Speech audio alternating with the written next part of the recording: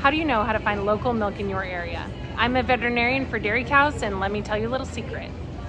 Do you ever stand in the grocery store and think, which milk is local milk? I want to support my local dairy farms, but how do I find it?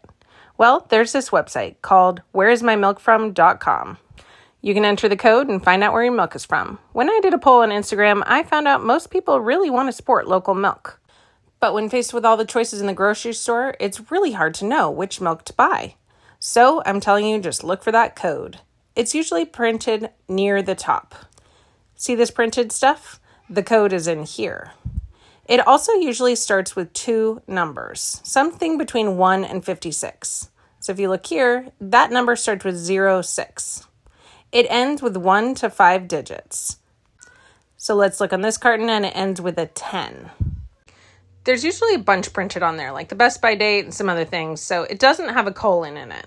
It usually has that dash right there. So this one's 06-10. As a dairy veterinarian, milk safety and quality is a big part of my job. So if you want to support your local farms, you pick up that milk in the grocery store and check for the code. So let's look up this one right here. Remember, it was an Altadena labeled milk bottle, and the code was 06-10. So I type it in and I click search, and here it is. It shows that it comes from Altadena in California. Now here's something interesting. Let's check out some 7-Eleven milk. This one has a different code, so let's check it out. If you look closely, the code is 06-2238. You see that? So let's type it into the website. Here we can type it in, 06-2238. Type it in and click search, and it'll show us where that milk is from. Interestingly enough, it's from the exact same place. The milk from different local farms all went to that processing plant, and then it got bottled under different labels. So here's another example. This one says it's from Wholesome Farms, but if you look at the code, 06-2238. We type it in again, 06-2238. And sure enough, when we type that in and we hit search, yep, still the same processing plant. That same plant in California.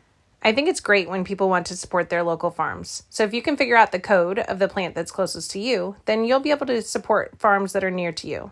Here's another example. Here's some A2 milk. And if you look at the code here, it's 06-16681. So let's type that into the website. Remember, it's whereismymilkfrom.com.